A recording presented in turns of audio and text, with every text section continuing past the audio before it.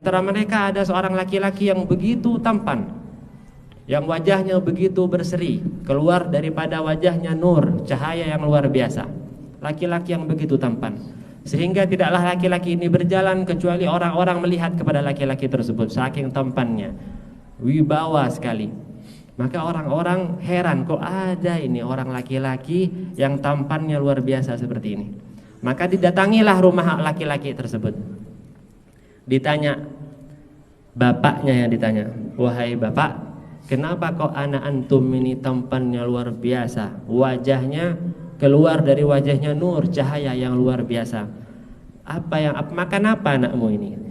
Diceritakan sama bapaknya.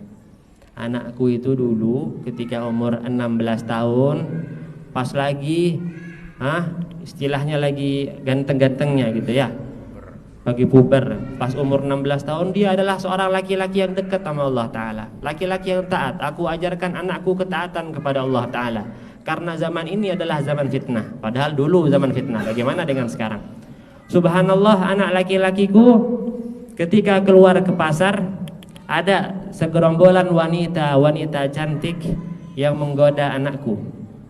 Kemudian anakku ditipu, dibawa masuk ke sebuah ruangan, yang mana di ruangan tersebut ada wanita-wanita cantik yang sudah siap dengan pakaian-pakaian mereka yang menggoda dan lain sebagainya. Subhanallah, pemuda tersebut, pemuda masih belasan tahun, umur 16-17 tahun, kan tidak paham apa-apa. Ketika dimasukkan ke ruangan tersebut yang isinya adalah perempuan-perempuan yang tidak baik, bagaimana? Yang mana perempuan-perempuan tersebut berhasrat kepada laki-laki muda ini. Nah, tapi ini laki-lakinya beda sama kita. Kalau kita gimana kalau kayak gitu? Hah?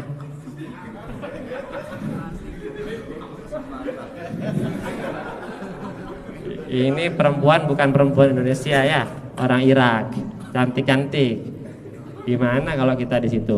Ini laki-lakinya ketika ada perempuan yang begitu banyak seperti itu,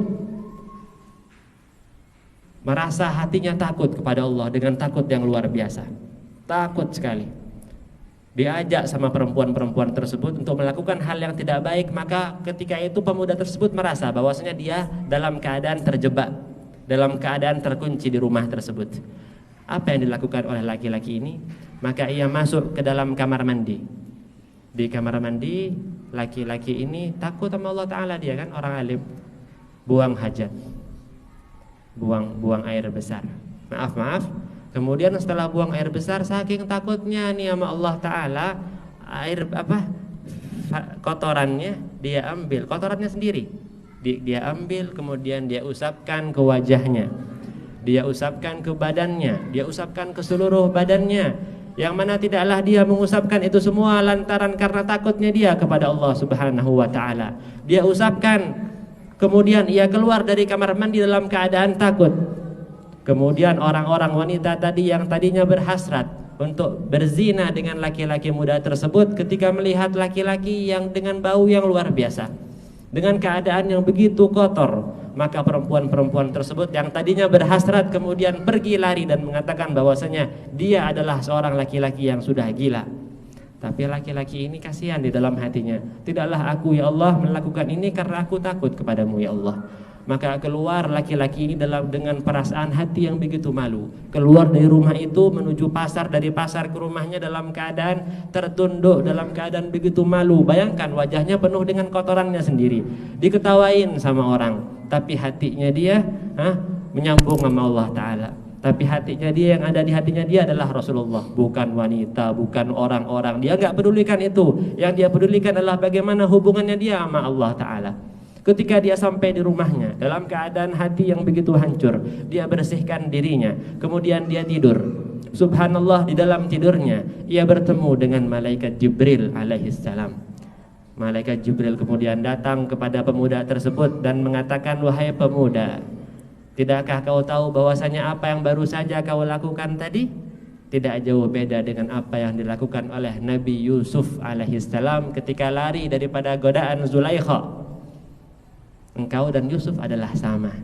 maka aku akan berikan engkau daripada apa yang Allah berikan kepada Yusuf berupa ketampanan dan keharuman.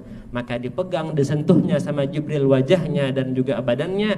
Maka ketika laki-laki pemuda tersebut bangun, ternyata ia bangun dalam keadaan wajah yang begitu tampan dan dalam keadaan tubuh yang begitu wangi. Karena apa? Karena Jibril sudah mengusap tubuhnya, dan ini merupakan sebuah keberkahan daripada takut kepada Allah Subhanahu